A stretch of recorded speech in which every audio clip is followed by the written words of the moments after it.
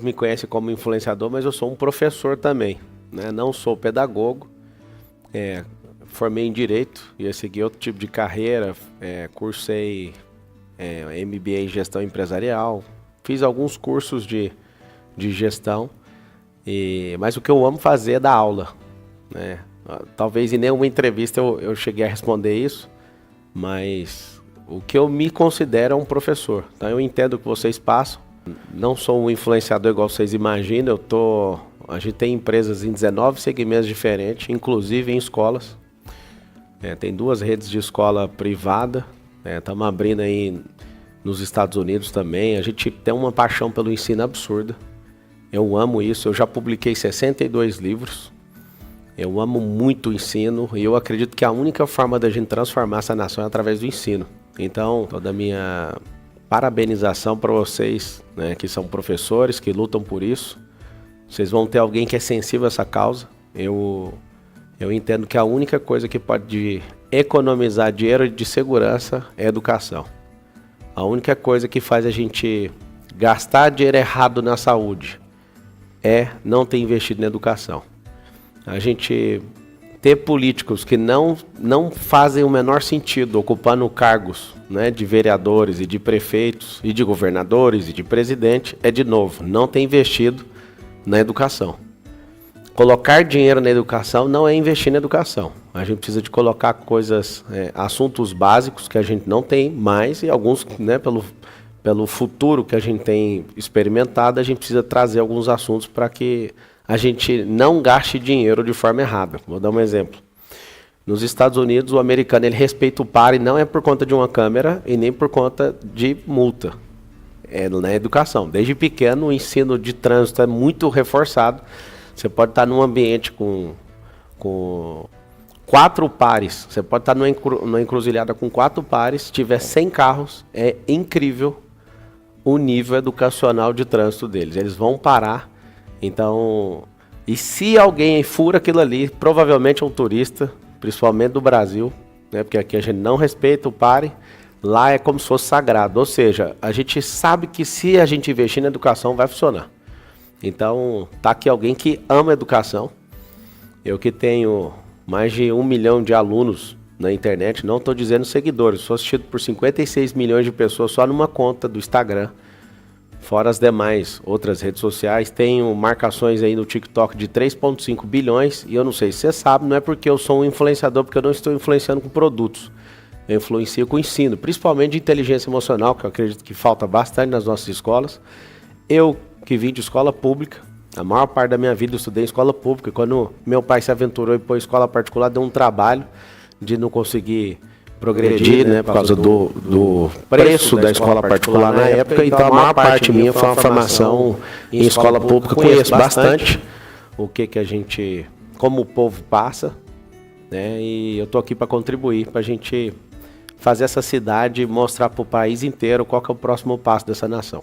Tá, ó. Candidato Pablo Marçal, como eu disse, somos uma casa de professores, então a gente gostaria de saber, caso eleito, o que você pretende implementar que vise uma valorização do professor, algum tipo de aperfeiçoamento, capacitação, alguma coisa para o profissional do magistério? Acho que, em primeiro lugar, o professor, ele, com esse tanto de professor rotativo, eu vejo que tem uma desvalorização no professorado aqui na cidade de São Paulo. A gente recompensa de forma muito baixa, o presenteísmo dos alunos não está vinculado ao resultado do professor. Eu acredito que um professor que tem o presenteísmo, não só o absenteísmo, né? Alguns programas sociais ficam nítidos que se a criança sai da escola ou tem evasão escolar, a família perde o benefício, né? Mas o professor ele tinha que ganhar com isso. Eu tenho uma proposta de escola que é um pouco diferente da escolarização que a gente tem hoje. Eu vejo que a gente tem muitos assuntos hoje que a gente investe, ou melhor, a gente tem despesa pública com assuntos que as crianças elas não vão utilizar isso nem nos próximos anos, nem na próxima década. E a gente precisava de ensinar coisas que diminuiria violência na escola, ataque contra os professores. Eu lembro na década de 90, eu morava em periferia, eu nunca vi ninguém agredir policial. E eu vejo que hoje as pessoas, por não ter a mínima inteligência emocional, né, por não ter um ensino básico nesse assunto de como tratar o seu cérebro, os seus comportamentos, os seus hábitos, a gente vê uma sociedade que está desrespeitando a polícia. Aí você fala, tá, mas a polícia é opressora. Mas é claro, se a polícia está pronta para apanhar, ela está pronta para matar. E quem é que é o culpado disso? É a polícia, é o governador? O culpado disso é o ensino que a gente não tem sobre comportamento. A gente tem um discurso ideológico hoje, principalmente dentro das escolas. Eu vim de escola pública, eu sei o que eu estou falando. Eu não estudei, nem precisei de ninguém me ensinar isso. Que a gente tem raiva de rico na escola. Eu que vim de uma pobreza extrema, e hoje eu estou do outro lado, na riqueza extrema. Eu sei qual que é a guerra dos dois lados. Principalmente a nutrição mental dos nossos alunos é uma nutrição baseada em esquerda e direita, em socialismo, e querer implantar um sistema que não funcionou em lugar nenhum, e eu acredito que não vai funcionar. Eu não sou esse cara, então eu tenho que acabar com... Não, eu quero que as pessoas aprendam a cuidar do comportamento delas. Assim como eu falei sobre um pare no trânsito ter a ver com a educação, eu acredito que todas as outras coisas também. Então, o que vocês podem esperar de mim, vocês que são professores na cidade de São Paulo? A minha profissão principal, apesar de ser investidor, empreendedor, CVO, escritor e um tanto de coisa que eu faço, e agora vou ser o prefeito de São Paulo, o próximo prefeito dessa cidade, você vai ver alguém que valoriza de verdade, porque é o único lugar, a única célula da sociedade, fora a família, que consegue nortear uma cidade para o crescimento, é dentro de uma sala de aula. E não fica esperando que eu vou caçar quem ama comunismo, quem ama capitalismo, que eu não jogo em nenhum desses dois lados. Meu lado é o progresso. Eu quero ver essa cidade progredindo, eu quero ver essas famílias saindo da miséria. Eu quero ver de verdade São Paulo, né, tendo um orçamento de quase 28 bilhões só na educação. Eu quero ver de fato essas pessoas sendo educadas para o futuro. Existe um conceito de escolarização que é o que o Brasil tem e um conceito de educação. A gente não tem educação no ensino público. Não é para ofender ninguém, mas é para a gente começar a abrir um diálogo e discutir isso. Não sou dono de verdade, mas eu quero incomodar com esse assunto. A escolarização é um método onde a gente treina pessoas para elas chegarem naquele limite. A educação é outro assunto. É dar assuntos base para essa pessoa romper até onde ela quiser. Por exemplo, imagina se a gente ensina as crianças desde pequeno a educação financeira. Esse é um assunto absurdo que faz com que qualquer pessoa tenha liberdade. Se você ensina um modelo de empresarização para todos os alunos, mostrando que eles podem ser geradores de emprego, que eles não precisam depender de ninguém e que eles podem contratar pessoas e ter o orgulho de poder produzir, ao invés de ficar só metendo o pau em quem produz. Imagina se a gente ensina inteligência emocional, como é que vai ser o trato desses alunos com os professores, com a sociedade civil organizada, com os seus pais, nos seus relacionamentos. Por que o Brasil, por exemplo, tem a taxa de homicídio maior do que qualquer país em guerra? A gente queria entender, dentro do seu plano de governo, caso você seja eleito, a questão de estrutura, né, de escola, porque a gente entende que o professor e o aluno, para aprender bem, tal, tem que ter um mínimo de estrutura. Como que fica isso no seu plano? No plano, acho que uma das coisas mais fortes é transformar a nossa escola municipal numa escola olímpica. E eu vou explicar por quê. Eu sei que entra ano, sai ano. A gente tem o PNE, né, que é o Programa Nacional de Educação, que inclusive está sendo discutido agora para os próximos 10 anos. Mas se a gente não olhar para o investimento, para trazer as escolas para o futuro, e eu explico por quê. Você vai olhar para a evolução dos carros. Daqui a uns dias, carros não terão mais rodas e vão estar voando. Os computadores, né, a revolução dos transistores. Você vai pegar na década de 90, o computador tinha uma memória de 16 megabytes. Hoje está em tera. Todas as coisas na evolução estão transicionando muito rápido. Agora, o nosso modelo educacional continua com aquela lousa, continua com aquela carteira em série, o mesmo formato de ensino, que eu acredito que o professor, ele também precisa de estímulo, né? Ele precisa de situações novas, de disrupção no ensino, senão nem ele tem vontade de fazer isso. Antigamente, quando as crianças respeitavam os professores, era um sonho do aluno ser professor. Hoje é meio que o professor vira professor por necessidade, não por sonho. Eu lembro de professores, e eu gostava tanto, tinha um professor chamava Marcílio, de Química, na rede pública. E ele ensinava de um jeito assustador, que dava para entender tudo. Eu sonhava em ser um professor de química por causa dele. Só que o sofrimento de gente que não sonha ser professor, porque eu entendo, porque o Estado não tem garantido isso, faz com que os nossos alunos hoje não queiram ser professores. E aí muitas vezes alguém acaba sendo professor por necessidade. Então, assim como na pergunta 1, esperem o rendimento desses alunos, o presenteísmo desses alunos, né? Porque absenteísmo e presenteísmo são duas coisas diferentes. O absenteísmo é ele não faltar, e o presenteísmo é ele estar presente e produzir, dando resultado. E aí que está a questão de estrutura. Como eu quero transformar, isso vai levar algumas décadas, tá? Não é um negócio que vai acontecer em 1460 dias de governo. O governador está militando em relação às escolas cívico-militares na esfera estadual. Eu quero chamar a atenção de todos os professores para vocês nunca mais esquecerem as pessoas que vocês colocam, né, nos cargos públicos. Cada pessoa milita de acordo com o seu caráter. Você pega o presidente da República, isso não é um ataque, mas é uma linha de pensamento. Ele não é alguém letrado, estudado. O Fernando Henrique Cardoso, por exemplo, ele fez 1 ou 2 faculdades federais em 8 anos. O Luiz, ele em 2 governos, ele deve ter construído, salvo engano, 18. E o estilo dele sempre foi militar, militância, né? Não de militar. E sempre foi bem militante, e o ensino federal virou isso, uma grande militância. O ensino estadual, quem está governando é um militar, que é o Tarcísio. O que ele quer? Desenvolver o caráter dele na escola. E de novo, eu sendo prefeito dessa cidade, eu imprimir meu caráter na escola, do jeito que eles estão fazendo. E todo governo fez isso, talvez vocês não perceberam. Eu vou imprimir um caráter de esportista, eu sou triatleta, eu já fiz Ironman, Ultraman, uma ultra distância de 452 quilômetros. Eu fico pensando, visitando cada favela de São Paulo, eu salvo engano, né, eu não vi números de outro, mas eu estou intensificado, eu acredito que eu sou pré-candidato entre os 10 que mais está indo em favela nessa campanha, na pré-campanha principalmente. Eu posso assegurar para vocês, as crianças estão desocupadas e tem muita gente que poderia estar ocupada através do ensino, mudando de vida, mas estão desocupados. E aqui eu quero fazer um apelo. Se vocês me deram a oportunidade de ser o próximo prefeito, nós vamos investir esses bilhões que a gente tem na educação anual para fazer a nossa escola dar uma identidade esportiva para cada aluno desde pequeno. Não estou falando escola olímpica por causa de Olimpíada, não. É por causa da modalidade olímpica. Que você imagina a gente ocupando milhões de pessoas a partir de São Paulo com esporte, ou como isso pode mudar. As pessoas vivem me perguntando, como é que você vai tirar o povo da Cracolândia? Eu posso ir com qualquer pessoa que me pergunta lá, você não acha um esportista na rua? O esportista, ele come melhor, ele é competitivo, ele é de alto rendimento, ele não briga, porque as pessoas no esporte aprendem a lutar, não a brigar. E eu acredito que a coisa que mais faz a gente ter economia na história da educação, que a gente vai revolucionar a educação nesse país, é através do esporte. Um esportista, ele gasta menos dinheiro na saúde, ele não vai para a criminalidade, ele não vai lá para a rua.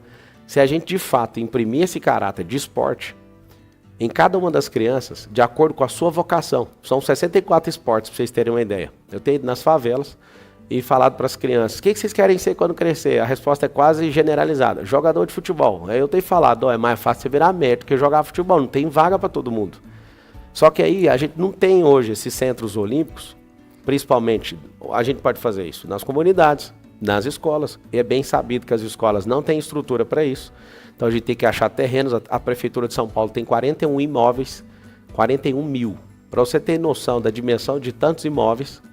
Isso é completamente desnecessário, são bilhões em imóveis parados, tipo 30 bilhões de reais parados em imóveis.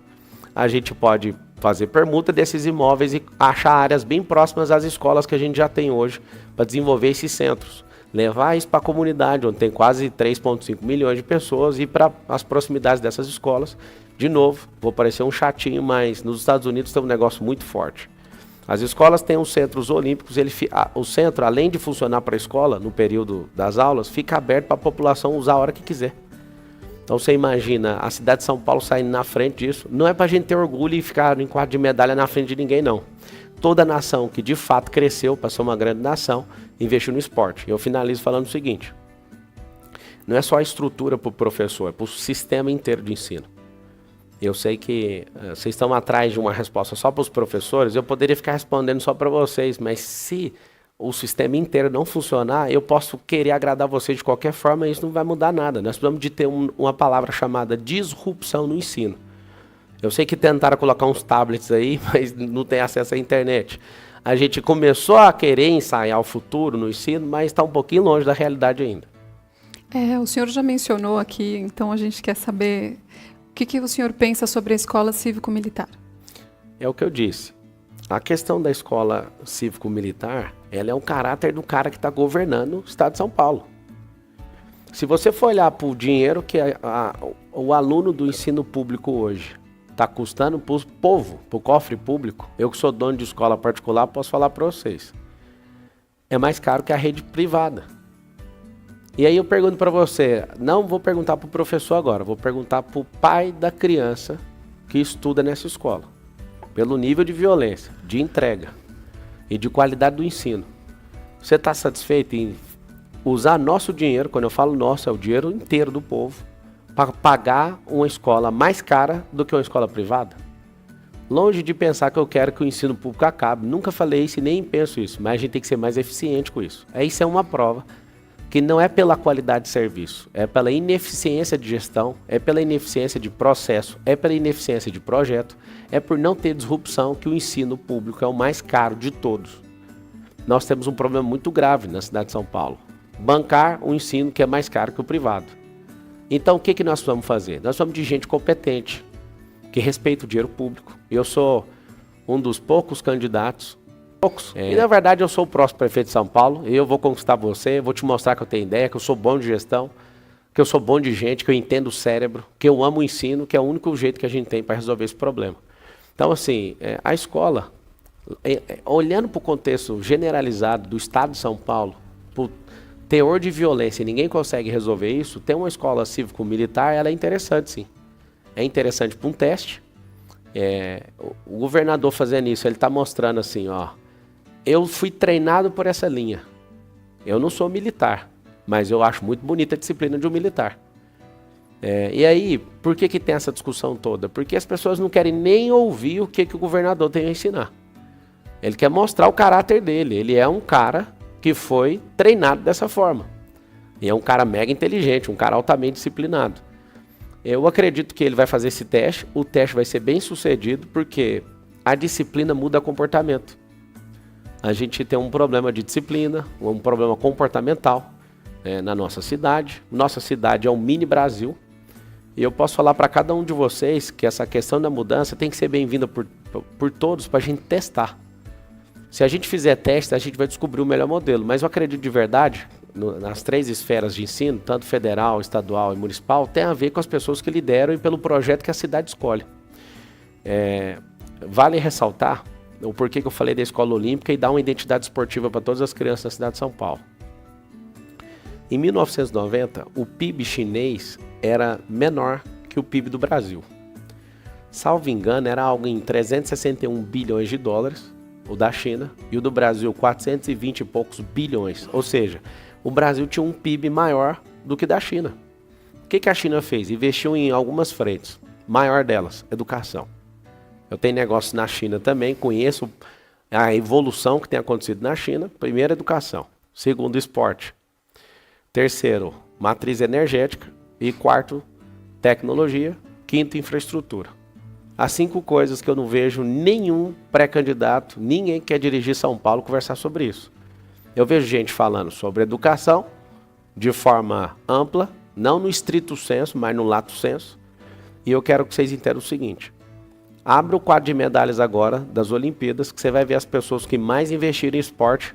As nações estão liderando à frente e o comportamento de crescimento do PIB é relacionado ao povo ter aderido ao esporte.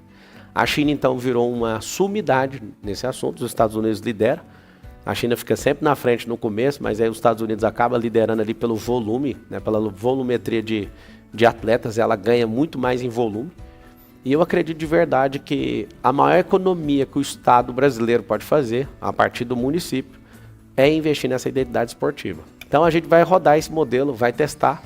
E testar esse modelo, os professores aprovando, eles vão se sentir mais respeitados, as crianças vão gastar energia de forma correta, vai voltar a honra para as escolas. Apesar do ensino não ser tão satisfatório, que eu tive na escola pública, pelo menos eu lembro muito bem, com carinho dos professores que sempre lutaram de verdade para que a gente fosse educado e para que a gente vencesse na vida. Na sua visão, como garantir um ambiente de trabalho seguro e saudável para o professor, para o aluno, e não só na questão da violência física em si, mas também a questão de bullying, como que você enxerga, como que a gente consegue prevenir esse tipo de situação? As pessoas que fazem bullying, que começa na infância, né? A pessoa ela recebe a carga, não sabe resolver, a gente não tem preparo para identificar, a criança precisa descontar em alguém. Eu sei disso porque eu sofri isso e sendo aluno também eu tive que descontar em alguém, né? E aí todo mundo faz isso. Sobre o nível 1 de violência, que eu acredito que que afeta a parte física de uma pessoa, nós vamos passar o quadro, né, da Guarda Municipal de 7 mil guardas para 21 mil. Que eu acredito que a insegurança nessa cidade ela é generalizada.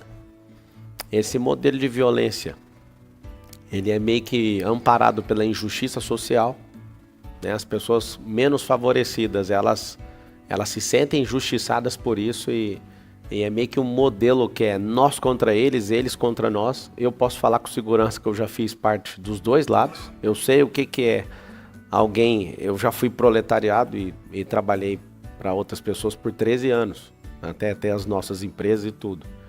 E eu sei o que é esse jogo a gente começa na base, né, na escola. A gente contra alguém que tem autoridade, quebra de autoridade e hierarquia, tanto é que eu acho que a escola cívico-militar vai ensinar uma disciplina absurda nisso, vai ficar todo mundo espantado. Aí fica a relação do trabalhador com o empreendedor, como se fossem inimigos, e a relação do povo com o Estado. Então, acho que isso está sendo, já passou do limite. Em relação à questão física, triplicar o efetivo da Guarda Municipal. Em relação aos professores, para que eles sintam paz, né, de estar ali naqueles ambientes, né, a gente ter psicólogos para ajudar a tratar isso, só que isso trata só o efeito. Para tratar a causa, a gente tem que pôr matéria de inteligência emocional, para todo mundo. Imergir os nossos professores, os nossos alunos em coisas básicas. Por exemplo, por que a gente não ensina a diferença de sentimento e emoção para os alunos? As pessoas não sabem.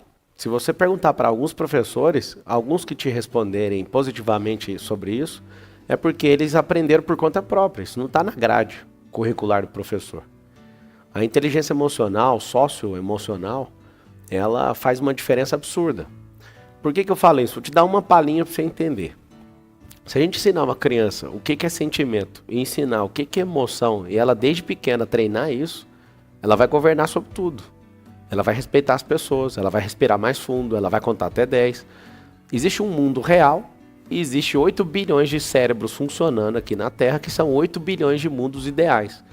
No sentimento, o que ele é? O sentimento é a interpretação do mundo real. E cada um de acordo com a sua cultura, com seus acessos, né, com o ensino que teve, essa pessoa ela interpreta a realidade de uma forma. E ensinar essa criança a olhar para a base lógica natural, que é a BLN, desde pequeno, falar, olha para a natureza, julga de acordo com a natureza. Ela vai evitar tanto o sistema dogmático, vai evitar tanta ideologia, vai focar na natureza e vai respeitar a ordem. Por exemplo, se tem alguém que é hierarquicamente superior a ela, é um princípio. Ela vai olhar para a lógica daquilo e vai respeitar. Então o sentimento interpreta a realidade, a emoção é a devolutiva energética para o mundo real. As pessoas não sabem definir nem as emoções, acham que só tem 5, tem mais de 20. Os seus sentimentos são abalados com fofocas, as pessoas elas têm necessidade de aprovação. Na sala de aula, a gente por despreparo bloqueia emocionalmente as crianças na hora de apresentar um trabalho. Uma criança zoa com a outra, ela fica 20 anos bloqueada emocionalmente, isso representa um impacto negativo na sociedade absurdo. Nós precisamos urgente ensinar esses assuntos básicos dentro da escola. Então, vejo que é uma grande oportunidade. A gente tem as 20 metas lá de educação no PNE que foi estabelecido em 2014, a gente está com a abertura disso, né? Isso envolve o Congresso Nacional, a Presidência da República, mas é para todas as esferas, tanto federal como estadual como municipal. Eu vejo que é uma grande oportunidade da gente colocar assunto que vai trazer paz dentro da escola. E pelo amor de Deus, crianças, honrem seus pais, honrem seus professores, as pessoas que estão ensinando vocês a governarem nessa geração. Não pode ter briga nisso. Você tem que honrar seus professores, assim como você deveria honrar seus pais. Mas a gente queria saber a sua visão sobre concurso público. Sim. Tem muitos professores, a gente recebe bastante reclamação aqui, que reclamam da demora, desde que assim, abriu o concurso, a pessoa fez a prova, passou, às vezes demora 1, 2 anos para chamar e fica aquela coisa, né, de espera, enfim. Como você acha que isso pode ser solucionado? E se existe alguma previsão de abertura de novos concursos para profissionais da educação, caso você seja eleito? Acho que, em primeiro lugar, a demora é o desinteresse de quem governa a cidade em investir na educação, porque um povo que é educado de verdade não depende de governo. Então, é difícil você ver alguém interessado em contratar mais professores, sendo que eles querem manter todo mundo no conformismo. E eu não sei se vocês têm percebido os números, mas essa é a geração que mais tem pedido demissão para ir cuidar da própria vida. Nunca tivemos tantas empresas. Nós temos hoje no Brasil 21 milhões de empresas. Só em São Paulo, cidade, tem 1,5 milhão. E as pessoas às vezes entram na internet e acham uma oportunidade que substitui 5 anos, 4 anos de faculdade. Essa é a primeira geração que médicos, juízes têm deixado as suas profissões. Você imagina um professor que não é reconhecido, que é desrespeitado e que tem um governo que fica sufocando ele. O que vocês podem esperar de mim? Eu não sou pedagogo, mas eu sou professor e a coisa que eu mais amo fazer é ensinar, é transbordar na vida das pessoas. Eu vou olhar isso com muito cuidado. Seria desonesto da minha parte falar, garanto os concursos. A gente tem que olhar, porque o orçamento da cidade não sou eu que toco ele. Ele é definido por lei. E a gente tendo possibilidade, a gente não vai ter enrolação em contratar, treinar e recompensar os professores. Boa noite. Boa noite. Segundo uma pesquisa de 2023 da ONG Todos pela Educação, quase 180 mil crianças brasileiras de 4 e 5 anos não frequentam a pré-escola porque têm dificuldade de acesso. Quais as propostas do candidato para ampliação do acesso à pré-escola na capital paulista? A gente tem hoje centenas de favelas que são desassistidas. Eu tive em lugares onde não tem um único melhoramento público. Isso tem doído muito no meu coração. Eu tenho projeto na África. Eu tenho me assustado aqui na cidade de São Paulo. Eu tenho projeto em Angola desde 2019 de reconstruir uma cidade e fazer com que a última família entre na última casa de alvenaria. E tem mexido muito comigo porque os lugares onde você está falando isso, mais de 80% desses números são lugares onde a gente conhece como favela, onde não tem acesso, onde o governo gosta de usar essas pessoas como massa de manobra para sempre manter uma esperança viva, para sempre manter essa crença que alguém vai fazer alguma coisa. Eu me proponho absolutamente a levar o ensino. Já falei aqui em outras perguntas sobre essa escola olímpica. E se não for a escola para algum lugar, vai o centro olímpico. Eu quero transformar esses lugares e dar acesso direto. Por quê? Hoje a gente tem um problema generalizado na nossa sociedade paulistana, que é as mães solteiras cuidando sozinhas dos seus filhos. A gente não tem acesso à creche, as escolas, a pré-escola não tem o tempo integral. A maior parte das mães não consegue fazer isso, e o único pedido que essas mães fazem todas as vezes que eu estou numa favela é: por favor, cuide das crianças. Então o que a gente vai fazer? Nós vamos capilarizar o ensino. O ensino vai para dentro aí da sua favela, onde você estiver. Isso é um compromisso meu. Eu realmente tenho sido tocado muito forte no meu coração em ver que a sociedade cobra duramente dos nossos jovens que estão na extrema pobreza e gosta de falar que o bandido bom é bandido morto, mas não investiram nessas crianças. É fácil resolver a criminalidade apertando o gatilho e matando as pessoas, sendo que a gente não investiu. E a gente vai investir na primeira infância, é uma coisa que mexe muito comigo. Eu sou pai de 4 filhos, eu tenho um filho de 10 anos, um de 8, um de 4 e um de 2. E eu entendo absolutamente que o ensino é o que vai salvar a nossa geração, e nós vamos levar a capilarização para onde essas crianças estão, para elas não precisarem se mover. Eu tive em uma favela na região norte de São Paulo, e as mães, era uma invasão na verdade, e a mãe falava que o filho estava sofrendo bullying porque até chegar no asfalto tinha uma chuva, eles sujavam o sapato todo e a criança chegava, era praticamente humilhada. Aí ela não pediu nada. Eu pergunto: o que você precisa aqui? Não, a gente só precisa que o nosso filho aqui... Eles pensam sempre no filho, sempre no filho. Então, Ela queria só que colocasse algo para eles não pisarem na lama e chegar na escola daquele jeito. Você imagina, cada lugar está faltando uma coisa. Isso realmente tem mexido no meu coração. Eu não consigo dormir em paz sem poder apresentar uma solução para isso. Nós vamos capilarizar. A tua resposta é levar. A gente tem dinheiro para isso, tem que destinar disposição política para isso e convencer também a nossa Câmara a aprovar para o próximo ano. Para você que vai votar para prefeito de São Paulo, você tem que saber o seguinte: o próximo ano do prefeito é cumprir no último mandato. Tem que seguir exatamente todas as diretrizes. Ele não chega no primeiro ano e sai revolucionando tudo, não. Ele pode fazer reforma administrativa, ele pode fazer algumas coisas no seu secretariado, mas ele tem que cumprir mais de 80% do orçamento, que é impositivo no primeiro ano, mesmo sendo um prefeito novo. Certo. E uma pesquisa de 2023 do Instituto Alana e o Gueledés, que é o Instituto da Mulher Negra, mostrou que 70% das escolas municipais do país não cumprem a Lei 10.639, que estabeleceu a inclusão obrigatória da história e cultura afro-brasileira no currículo oficial da rede de ensino. Quais as propostas do candidato para que essa inclusão seja de fato realizada nas escolas de São Paulo? O brasileiro que está assistindo tem que saber uma coisa, que a maioria das leis que são aprovadas, elas não são executadas por inadequação. Aí eu te pergunto, uma lei dessa, que estabelece uma reeducação para todos os alunos da rede pública, ela está me falando que 70% que você falou? Por que não aplica a lei? Então, o que vocês podem esperar de mim como prefeito dessa cidade?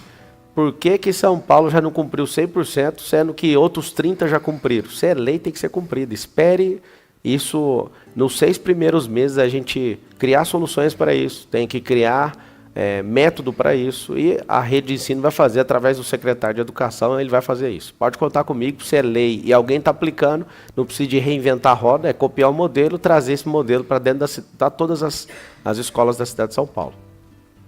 Só para entender, o senhor já pensou em algum método para fazer valer essa lei? Não pensei e vou levar isso para o secretário. O prefeito, ele não entra em assuntos do seu secretariado, mas uma coisa já posso deixar certa: isso vai ser aplicado nos 6 primeiros meses. Vou explicar por quê. Se tiver certo a pesquisa que você fez, você falou que 70% não aplicou, é isso? Isso, então do tem Brasil, das escolas do Brasil. Tem 30% que aplicou, não é isso na matemática? Sim. É só abrir um assunto, eu dar uma determinação para o secretário e entender quais são as escolas que aplicou, qual método foi utilizado para a gente escolher o melhor método. Não precisa criar um método para isso. A gente pode fazer adaptações de acordo com a nossa realidade. Isso é uma das coisas que a gente tem que aprender, a ser eficiente com o dinheiro público. Tem gente que não vai olhar como foi aplicado e vai inventar uma moda para gastar dinheiro do erário, do povo suado que está aí na fila de hospital. Para quê? Para inventar mais uma moda. Não precisa, é só pegar as melhores práticas. Então, se 30% já aplicou, eu estou tão animado. Eu prometo que em 6 meses vai estar aplicado dentro da cidade de São Paulo.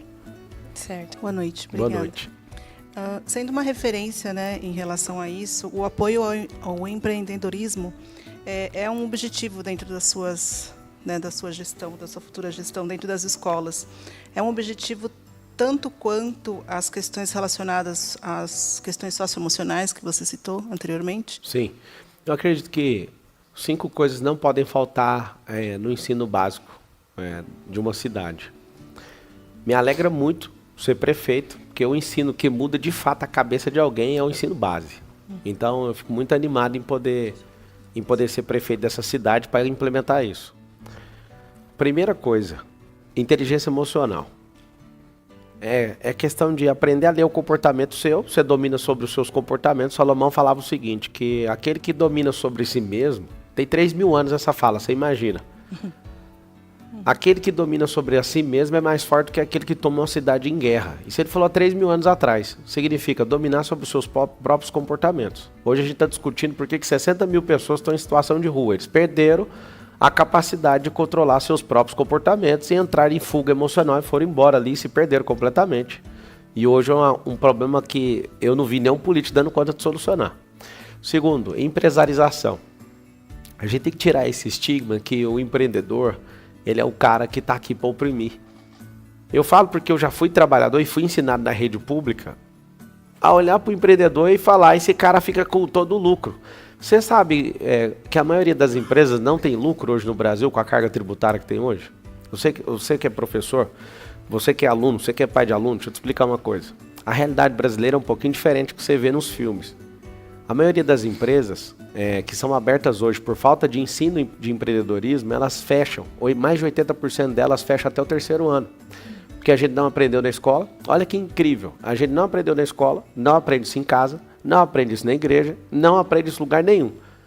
Não, mas aprende na faculdade. Não aprende. O único ensino próximo à empresarização é administração de empresa, que é para você ser só um supervisor, um gerente de uma empresa. Não é para você abrir uma empresa. Não é contemplado na nossa esfera de escolarização brasileira nada sobre empresa. Pare de endemonizar a empresa, porque se a gente fechar as 21 milhões de empresas que tem no Brasil, ninguém vai ter emprego.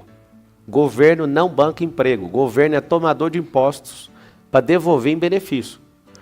Então a primeira coisa, a inteligência emocional. A segunda, empreendedorismo. Por que empreendedorismo? Eu não sei se vocês sabem. Uma das coisas que tem chocado o Brasil inteiro é a quantidade de startups que tem dentro das favelas. Existe um movimento se levantando e isso me alegra muito. Por quê? Porque essas pessoas, mesmo em condições difíceis, têm grandes ideias. Startup, todo mundo pode ter uma. A pessoa tem que fazer um MVP, que é o mínimo viável de um produto, testar aquilo, aí vem um investidor e compra a ideia. Eu sou investidor anjo, eu invisto em mais de 100 empresas hoje, e eu posso falar para você o seguinte, a quantidade de crianças, de adolescentes, até crianças, tá? Tendo ideias de negócio, isso tem mexido muito comigo. Mas por que eles estão tendo se o ensino não contempla isso? A internet. As pessoas estão ganhando acesso e estão pulando essa fase. E não estão nem desejando ir para o ensino superior. Pra você ter uma noção, um país desenvolvido igual a Austrália, só 32% do povo quer cursar a faculdade. E a gente colocou isso como um sonho, mas esse sonho ele é incompleto, porque lá não tem as formas de prosperar. Lá tem a forma de você ter um teto sobre a sua cabeça para você ser funcionário de alguém. Então, um sistema que está delineado para treinar pessoas só para ser funcionário dos outros, é lógico que vai falar mal de quem é empreendedor. Você que não sabe o tanto que empreendedor sofre. A maioria não é esses caras que andam de carrões, não. A maioria tem que chegar no final do mês e pagar o salário dos funcionários, os impostos, e não tem dinheiro no caixa. A maioria. Então, ensinar inteligência emocional, empreendedorismo, porque empreendedorismo liberta. Ensinar, dar uma identidade esportiva. Você imagina. Ensinar nutrição para as nossas crianças e educação financeira. Meu Deus do céu. Falando de educação financeira, eu não vou tocar em nenhum real de dinheiro público para fazer essa campanha. Não concordo com isso. Enquanto tiver gente morrendo por conta de fila em hospital, não faz sentido a gente, como povo, mexer num dinheiro desse para ganhar a eleição. A eleição é o povo, e o povo não cobra nada para votar. Então não faz sentido também pagar para votar. E aí, se a gente tivesse educação financeira, a gente olharia para pessoas que usam bilhões de dinheiro público e ia falar assim, mano, esse dinheiro é meu, ué. Por que eu vou votar numa pessoa que usa o meu dinheiro? Ele tem que administrar e devolver esse dinheiro para nós. Então, esses 5 assuntos básicos na escola, desde o primeiro dia, isso vai revolucionar nossa sociedade. Essas pessoas empreendendo vão respeitar a força que as pessoas empreendendo estão fazendo. E não é difícil de abrir uma empresa, só que você tem que saber como que faz. Imagina, desde pequeno, incutindo isso na cabeça da criança. O Brasil vai virar um país de primeiro mundo. Eu acredito nisso. De forma prática, o senhor tem um plano de ação em relação a isso, ao empreendedorismo? Porque Sim. um dos motes do novo ensino médio era justamente fazer com que o adolescente terminasse o ensino já com uma profissão encaminhada. Não deu muito certo, teve toda uma discussão da reforma do novo ensino médio. Como é que o senhor vê toda essa questão? Na reforma do ensino médio, demora tanto que a disrupção já engole toda a esteira que foi discutida em 10 anos. As profissões, pelo menos 300 delas, vão deixar de existir nos próximos 15, 20 anos. Tem um negócio chamado disrupção, que o governo não trabalha com isso. O setor privado investe milhões. Você pega um empresário que investe em disrupção, ele está lá no futuro do futuro. O futuro é um motivo para a pessoa acordar com esperança amanhã e falar assim, eu vou vencer na vida. O futuro do futuro é quem é disruptivo. É quem, por exemplo, tem uma empresa e faz de tudo, inclusive investe para quebrar a própria empresa. Para você ver o assunto, tanto que parece maluco. 1 minuto. A gente não tem pessoas no Brasil hoje no futuro do futuro. A gente não anda nos carros que a gente criou. Tem um tanto de gente no ensino público que é genial, só que ninguém deixa eles descobrirem isso. A China começou a ver os gênios, hoje tem mais gênios na China do que pessoas morando nos Estados Unidos. Tem mais de 300 milhões de chineses que estão configurados no modo de gênio. Ele é gênio. Eu duvido se não tem milhões de brasileiros que são gênios, só que a escola não deixa eles saberem. Quando a pessoa tem um comportamento adverso, não é rebelde, está em rebelião. Não, nós estamos falando de um Brasil do futuro. Então, a grande verdade, finalizando a resposta, é que a gente precisa deixar os nossos filhos saberem disso. Não produzimos nossos carros, nem nossos computadores, a gente só consome, porque é nosso modelo. Nós temos que fazer os nossos filhos virarem criadores. É nisso que eu vou apostar tudo aqui na cidade de São Paulo. Obrigada. O senhor falou no começo da sua fala que a escola hoje ensina muitas coisas que não são usadas pelos alunos. Queria saber o que o senhor considera que hoje é ensinado e que não vai ser usado pelo aluno. E o senhor falou também de algumas experiências que teve na escola, né? Que na escola foi ensinado que o empreendedor é uma pessoa que explora, falou sobre... que na escola é ensinado sobre o capitalismo. O senhor é a favor do Escola Sem Partido, assim como o presidente Jair Bolsonaro? Tem alguns temas que o senhor gostaria de tirar da escola? O senhor faria um movimento para tirar alguns temas? Se sim, quais? Eu sou a favor. Você fez umas 6 perguntas até onde eu contei, obrigado por elas. A primeira, o Escola Sem Partido, eu sou a favor da escola a criança aprender política e desejar ser político. Partido não interessa para a escola. A gente teve uma invasão de partidarismo, e do comunismo, inclusive. Eu sou a prova real que eu fui comunizado. Inclusive, eu achava lindo o comunismo, até ver que isso é uma fábula e que só mata pessoas. E é uma grande propaganda de igualdade, só que a igualdade na natureza não existe. Existe uma coisa que a gente precisa saber, é que eu não estou do lado dos capitalistas, apesar de ter muito capital na minha mão, e eu sei usar bem com propósito para servir os outros, e eu já provei isso várias vezes. Eu acredito o seguinte: a primeira coisa que a gente tem que fazer é ensinar política, e não partidarismo político, nem viés político. A gente não tem que ensinar nossos alunos a serem capitalistas, a gente tem que ensinar nossos alunos a serem governalistas, que é cuidarem da própria vida, terem a oportunidade, se quiserem, de abrir seu próprio negócio, de não depender nunca do Estado. A gente tem que promover nosso povo desde pequeno. Só que eu lembro bem de discussões nas últimas eleições de presidente, de 89 para cá, que alguém começou a ganhar a eleição por conta do intestino das pessoas. E alguém falava mal, porque acreditava na ideologia. Aí começou a pregar a mesma coisa, e hoje a gente tem a maior parte das cidades do Brasil, mais de 2.800 cidades, das 5.567 cidades, tirando a cidade de São Paulo, a maior parte das pessoas recebem assistência do governo de forma propositada, não deixando essas pessoas ter uma segunda renda, ou seja, elas são obrigadas a ficar na miserabilidade por conta de uma ideologia. Então eu vim desse sistema, eu conheço ele, eu não ouvi ninguém falando sobre isso. Sobre os temas que a gente investe na escola pública, por que 90% dos alunos chegam no final da escola, no ensino médio, eles não sabem fazer matemática básica, não sabem interpretação de texto? Vou falar algo chocante que vai sair lá na Folha de São Paulo. Marçal quer acabar com geografia. O americano não estuda geografia. Eles aprendem a ser esportistas, eles aprendem a ter raciocínio lógico, eles aprendem interpretação de texto, mas eles não ficam idolatrando Karl Marx. Karl Marx é um gigolô. O Karl Marx é um cara que não respeitava nem o pai dele, ele foi contra a instrução do próprio pai, ou ele leva a fama de escrever um manifesto comunista, mas quem escreveu foi Engels. E aí, sabe o que eu quero falar para todo mundo? Para de idolatrar gente que não tem resultado social, que nunca ajudou ninguém de verdade, a não ser criar uma confusão generalizada em toda a humanidade. Eu acredito que a gente não tem que ter ninguém capitalista na escola e nem comunista. A gente não tem que valorizar as pessoas pelo tanto de dinheiro que elas têm. A gente aprendeu a fazer isso. Tanto o pobre como o rico só valoriza as pessoas pelo que elas têm. E é interessante, no Brasil isso é tão forte que quem não pode ter cria um demônio na vida de quem tem. E aí ela mal sabe que ela está produzindo um pensamento, por não ter minimamente uma inteligência emocional para entender essa guerra ideológica, ela está fechando o coração dela para prosperar. E é isso que nós vamos revolucionar aqui em São Paulo. Nós não iremos admitir esse tipo de comunização dentro das escolas, nem de partido político. A gente tem que ensinar política. A gente tem que voltar lá na Grécia e ensinar que política significa organização de cidade. A gente tem que mostrar que politeia, que é a organização de cidade, vem de polis, que é cidade. A gente tem que eleger políticos que amam a organização da cidade, que amam a gente, que amam o progresso, que quer levar isso aqui de volta para o futuro. São Paulo já foi uma cidade do futuro. Essa cidade hoje está se arrastando no passado e vocês estão insistindo em continuar investindo tantos bilhões, a gente tem um orçamento de quase 112 bi, em assuntos que não vão levar a gente. A última pergunta que você fez, só terminar de responder. A sexta pergunta. Na verdade, você fez ela em segundo lugar. que assunto que eu tiraria? Quem tem que definir isso, de novo, é o secretário, junto com os professores e com a sociedade civil organizada. Eu quero ouvir os pais e falar, você acredita que isso aqui tem proveito? Eu não sou um tirano, eu não sou um ditador que vai chegar e vai falar, tira isso, coloca aquilo.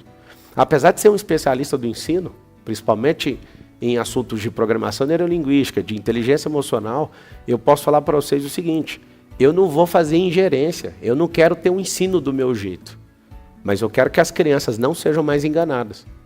As crianças, elas estão atrasadas, elas não entendem de tecnologia, elas não ouvem sobre profissão do futuro. A gente deveria ter nas favelas hoje as crianças falando assim, eu quero ser programador, sabe por quê? Porque hoje eu tenho que contratar programador em outro país, porque aqui não tem mão de obra. E para você que não sabe, um programador mediano ganha $10 mil por mês. Por que que isso não é um sonho nas nossas favelas? Por que que as crianças não estão sonhando com isso? Porque elas nem sabem que isso existe. É por isso que todo mundo quer ser jogador de futebol. Então assim, nada contra os engenheiros, mas por que que a gente gasta bilhões em todas as esferas ensinando Bhaskara na escola, sendo que não é interesse de ninguém mexer com exatas? Por que que a gente já não ensina a liberdade para as pessoas logo? Por que que a gente investe 13 anos de ensino ininterrupto de 90% de assuntos que não serão utilizados nunca na vida dessas pessoas? Então assim, eu gostaria, se você quiser continuar perguntando sobre isso, eu vou listando, porque eu vim da rede pública, eu sei o que significa isso. A gente era um povo tão comportado, eu lembro de todos os dias, quando eu chegava na escola municipal, cantar o hino nacional. Só que hoje, por ideologia, alguém meio que fica contra quem é patriota. A gente ama essa nação e a gente vai lutar por ela. 1 minuto. Então, assim, por que que a gente deixou de cantar o hino na escola? Por que que as pessoas não amam a bandeira do Brasil mais? O senhor gostaria de colocar isso nas escolas? Isso seria ótimo, você sabe por quê? Porque hoje não tem um pingo de respeito, as pessoas não vão com entusiasmo para a escola. Vai fazer o quê na escola? Para aprender o quê? O ensino de hoje está atrasado. Nós estamos 1 século atrasado com esse ensino. Mas seria uma proposta do senhor não coloquei isso no plano de governo. Não coloquei isso no plano de governo, mas seria ótimo. Seria uma coisa formidável, porque se você pegar a lei 5.700, depois você dá uma checada nessa lei, fala que nenhum funcionário público pode ser empossado se não souber cantar o hino nacional. Você imagina se alguém manda aplicar essa lei? Aprendeu aonde a cantar o hino? Você pega 10 funcionários públicos, quantos sabem cantar o hino corretamente? Para empossar alguém, precisaria pegar a lei. Eu sou jurista e estou te falando. Tem uma lei, salvo engano, a 5.700, que fala que se você não souber cantar o hino nacional, você não pode ser empossado. E aí, como é que a gente vai fazer? Você imagina pegar isso e chamar todo mundo e mandar cantar o hino, para ver se não vai demitir todo mundo. Ou seja, qual é o motivo de não cantar o hino? Qual é o motivo da gente não respeitar os professores? Não é só professor, nós perdemos o jogo. E a gente vai ter que recomeçar o jogo com humildade, reestabelecer essas bases, e São Paulo vai ensinar o Brasil inteiro o que vai ser um novo ensino.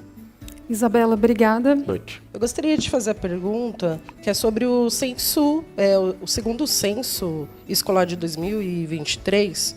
O Brasil tem mais de 636 mil alunos com autismo. Dentro do seu programa de governo, como o senhor pretende garantir que essas crianças autistas elas sejam, de fato, sejam atendidas dentro das escolas, garantindo o acompanhante especializado dentro dessas escolas? Você falou 613 mil nível Brasil, certo? Isso, só em que São Paulo? Não, São Paulo, Brasil, você tem o número? Brasil. Tá. Então, a primeira coisa para tomar uma decisão, precisa pegar o número de São Paulo.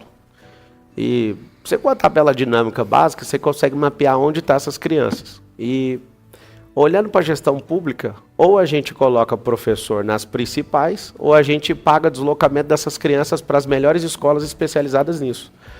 Por quê? Porque se deixar do jeito que está, as crianças não vão ter esse atendimento. Eu tenho escola, e eu te falo que a maioria das escolas, nem privadas, consegue atender essas crianças. Presta bem atenção, nem a escola privada.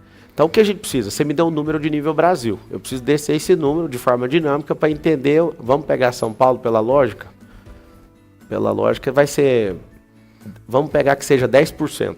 Porque São Paulo tem 21% da população do Brasil hoje. Então, você pega, sendo 10%, você pega os 96 distritos da cidade de São Paulo. Tem 472 bairros, mais ou menos. Aonde que está concentrado? Já foi mapeado? Não foi. Então, tem que partir para o mapeamento. Aí, a grosso modo, 2 fórmulas para resolver isso.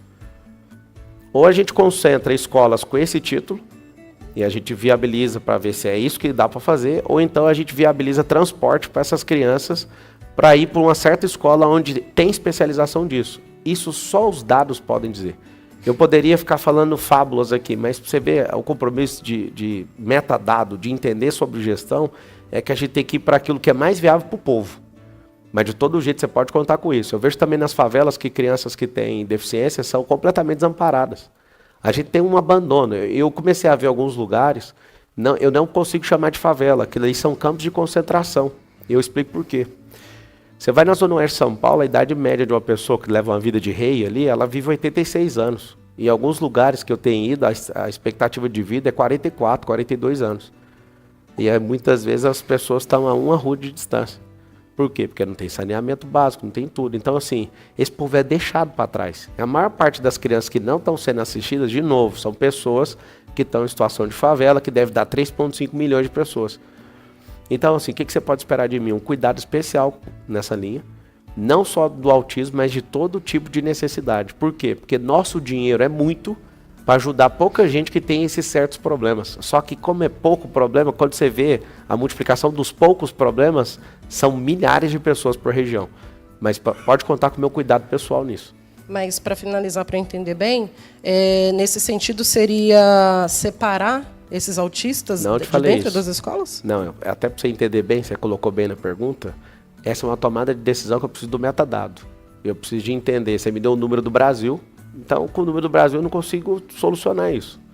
Mas eu coloquei aqui à disposição para até incluir esse tipo de questão e ouvir especialistas para ver a melhor forma. O que eu te dei a certeza é, a gente vai atender.